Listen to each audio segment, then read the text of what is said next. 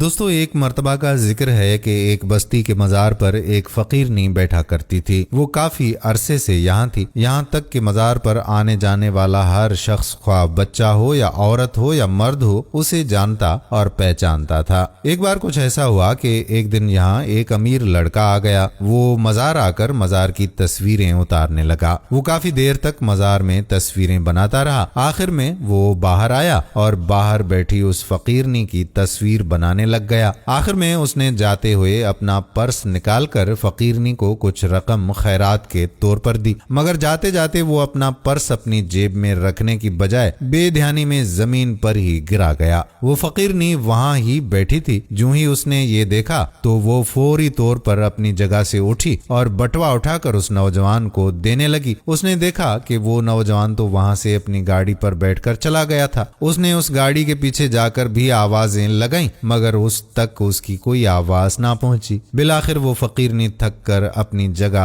واپس آ کر بیٹھ گئی۔ وہاں آ کر اس نے وہ پرس کھولا تو اس نے دیکھا کہ اس میں تو کافی زیادہ رقم موجود تھی۔ اس پرس میں اس کا شناختی کارڈ بھی موجود تھا، جس کو دیکھ کر اسے معلوم ہوا کہ وہ ایک غیر مذہب سے تعلق رکھنے والا آدمی تھا۔ اس نے یہ پرس اپنے پاس سنبھال کر رکھ لیا اور سوچا کہ جب وہ دوبارہ واپس آئے گا تو وہ اس کو یہ پرس لوٹا دے گی، لیکن ایسا نہ ہوا۔ کافی عرصہ گزر جانے کے بعد بھی وہ شخص دوبارہ کبھی واپس نہ آیا۔ ایسے ہی 1 سال کا ٹائم گزر گیا۔ 1 سال کے بعد وہ شخص دوبارہ مزار پر آیا اور دوبارہ تصویریں بنانے لگا۔ جب وہ تصویریں بنا رہا تھا تو اسی فقیرنی کی نظر اس شخص پر پڑی۔ اس نے اسے دیکھا اور پھر اس کے پرس میں موجود اس لڑکے کی تصویر کو دیکھا۔ اس نے اس لڑکے کو پہچان لیا اور جان لیا کہ یہ تو وہی لڑکا ہے جو 1 سال پہلے اسے جاتے وقت خیرات میں اچھی خاصی رقم دے گیا تھا۔ وہ اس کے پاس گئی اور اسے اس کا پرس واپس کرنے لگی اور ساتھ ہی اس نوجوان کو بتانے لگی کہ وہ 1 سال پہلے جب یہاں آیا تھا تو اس نے غلطی سے یہاں پرس گرا دیا تھا اور یہ اس فقیرنی کو ملا تو اس نے اسے لوٹانے کی غرض سے سنبھال کر رکھ لیا تھا۔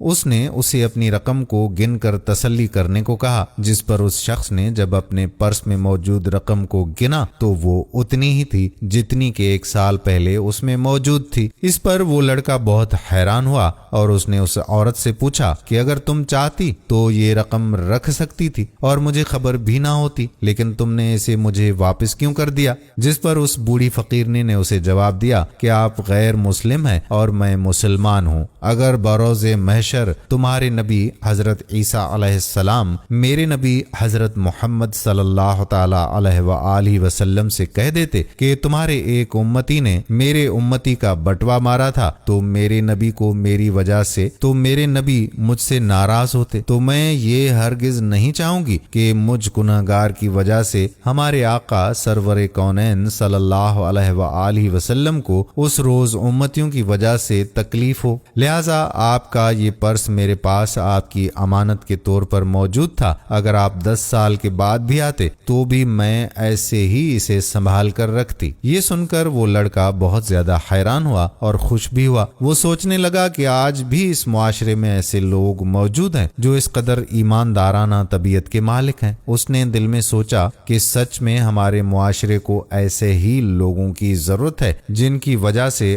آج بھی معاشرہ ترقی کر سکتا ہے۔ یہ سوچ کر اس نے ساری رقم نکال کر اس کی ایمانداری کے صلے میں اسے ادا کر دی۔ فقیرنی یہ رقم لے کر بہت خوش ہوئی اور اس نے اس کے سر پر ہاتھ رکھ کر اسے بہت ساری دعائیں دیں۔ اس کے بعد وہ نوجوان وہاں سے چلا گیا، مگر اس فقیرنی کی ایمانداری نے اس کے دل پر کافی اثر کیا۔ اس نے بھی خود سے عہد کیا کہ وہ بھی اس معاشرے میں بہتری لانے کے لیے ایمانداری سے کام کرے گا۔ دوستو یہ کہانی ہمارے لیے کافی سبق آموز ہے۔ اس سے ہمیں یہ سیکھنے کی ضرورت ہے کہ ہم اپنے معاشرے کو ایک بہتر معاشرہ بنانے کے لیے کیا کردار ادا کر سکتے ہیں۔ ہمیں بحیثیت مسلمان ایسی بہادری دکھانے کی ضرورت ہے، مگر افسوس کہ آج ہمارا معاشرہ کہاں جا رہا ہے۔ ہم حلال اور حرام کے فرق کو بھول چکے ہیں۔ ہم ایک دوسرے کا حق مارنے اور ذرا سے پیسوں کی خاطر اپنی آخرت تک کی پرواہ نہیں کرتے۔ لہٰذا ضرورت اس بات کی ہے کہ محض باتوں کی بجائے حقیقت میں ہم خود کو بدلنے کی کوشش کریں، کیونکہ جب ہم خود کو بدلیں گے تب ہی معاشرے میں تبدیلی کا